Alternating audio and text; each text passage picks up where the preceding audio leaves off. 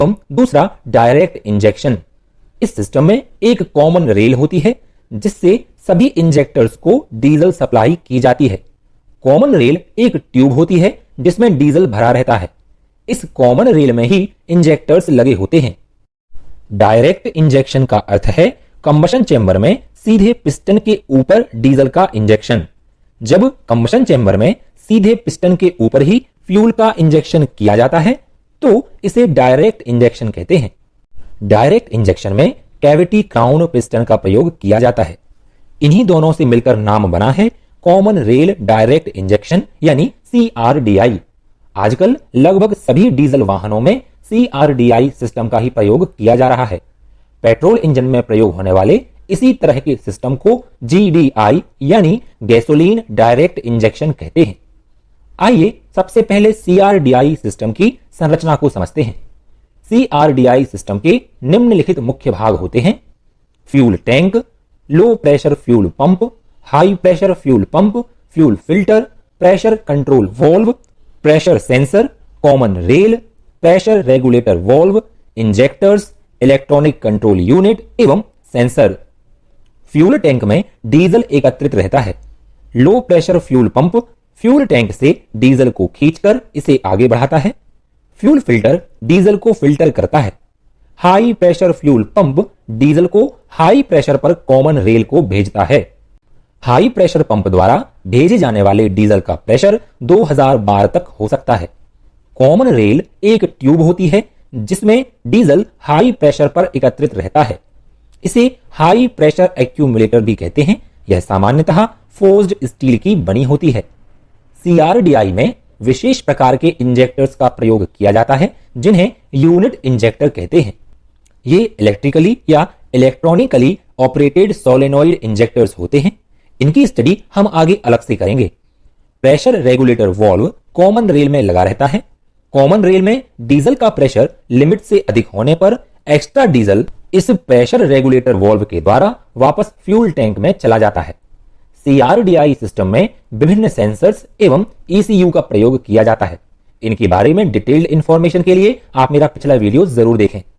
अब आइए CRDI system की वर्किंग मेथड को समझते हैं। फ्यूल टैंक में भरा हुआ diesel low pressure fuel pump द्वारा खींचा जाता है एवं फ्यूल फिल्टर से गुजरता हुआ हाई प्रेशर फ्यूल पंप में पहुंचता है।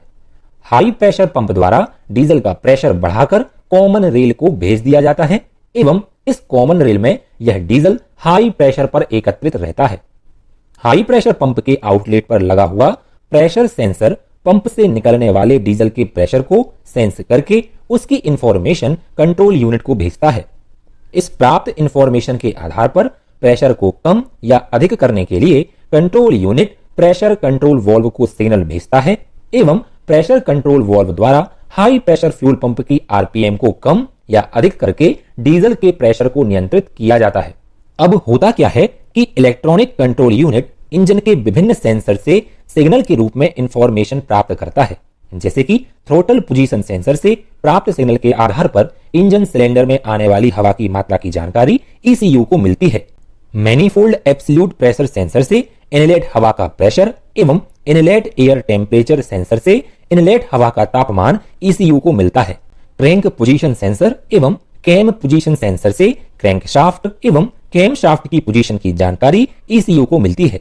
फ्यूल टेम्परेचर सेंसर से डीजल के तापमान एवं ऑक्सीजन सेंसर से एग्जॉस्ट गैस में उपस्थित ऑक्सीजन की जानकारी ECU को मिलती है। इन सभी सेंसर से प्राप्त जानकारी के आधार पर ECU कंबशन चेंबर में इंजेक्ट किए जाने वाले डीजल की मात्रा को कैलकुलेट करता है। इसके साथ ही ECU सही फ्यूल इंजेक्शन टाइमिंग को भी कैलकुलेट करता है। फ्यूल का इंजेक्शन कब स्टार्ट होना है यह कैलकुलेट करता है। कितनी देर तक फ्यूल इंजेक्शन होना है यह कैलकुलेट करता है। फ्यूल इंजेक्शन रेट को कैलकुलेट करता है एवं पूरी फ्यूल इंजेक्शन सिस्टम को सुपरवाइज करता है। सभी कैलकुलेशन करने के बाद ECU इंजेक्टर को सिग्नल भेजता है एवं इंजेक्टर प्राप्त सिग्नल के आधार पर कंबशन चेंबर में फ्यूल का इंजेक्शन करता है। मुख्य इंजेक्शन से पहले इंजेक्टर द्वारा फ्यूल की एक छोटी क्वांटिटी को कंबशन चेंबर में इंजेक्ट कराया जाता है। इसे पायलट इंजेक्शन कहते हैं। मैकेनिकल फ्यूल इंजेक्शन सिस्टम में fuel injection pump camshaft के द्वारा चलता है, इसलिए FIP की स्पीड इंजन की स्पीड पर निर्भर करती है, इसलिए इंजन की स्पीड कम या अधिक होने पर इंजेक्ट किए जाने वाले फ्यूल की मात्रा भी नियंत्रित होती है। परंतु CRDI सिस्टम में फ्यूल इंजेक्टर ECM द्वारा संचालित होते हैं एवं ECM विभिन्न सेंसर्स द्वारा प्राप्त इंफॉर्मेशन के आधार पर इंजेक्टर को ऑपरेट करता है। इसके साथ ही कॉमन रेल द्वारा सभी इंजेक्टर्स को समान प्रेशर पर फ्यूल उपलब्ध कराया जाता है। इन सभी कारणों से इंजन के सभी सिलेंडरों में एक समान एवं अधिक पावर उत्पन्न होती है एवं इंजन का वाइब्रेशन एवं नॉइस भी कम हो जाती है। इसके साथ ही इंजन की स्टेबिलिटी बढ़ती है एवं इंजन की इफिशियंसी भी बढ़ जाती है तथा इंजन से पॉल्यूशन बहुत हद तक कम हो जाता है। अलग अलग इंजन निर्माताओं द्वारा अलग अलग नामों से CRDI सिस्टम का प्रयोग किया जा रहा है, जैसे कि Suzuki DDIS, Hyundai CRDI, Mercedes CDI, Tata CR4, Mahindra CRDE, BMW D, Toyota D4D, Honda ICTDI एवं IDTEC, फोर्ड TDCI इत्यादि नामों से CRDI सिस्टम का प्रयोग कर रहे हैं। अगर आपको वीडियो पसंद आया हो तो इसे लाइक जरूर करें। यहां पर जो वीडियोस की लिंक दी हुई है, आप इन पर क्लिक करके इन वीडियोस को भी जरूर देखें। ये आपके लिए बहुत हेल्पफुल होंगे। और साथ ही सब्सक्राइब बटन को दबाकर हमारे चैनल को सब्सक्राइब भी जरूर करें एवं बेल आइकन को दबा के नोटिफिकेशंस को भी ऑन कर लें। तो मिलते हैं नेक्स्ट वीडियो में। जय हिंद।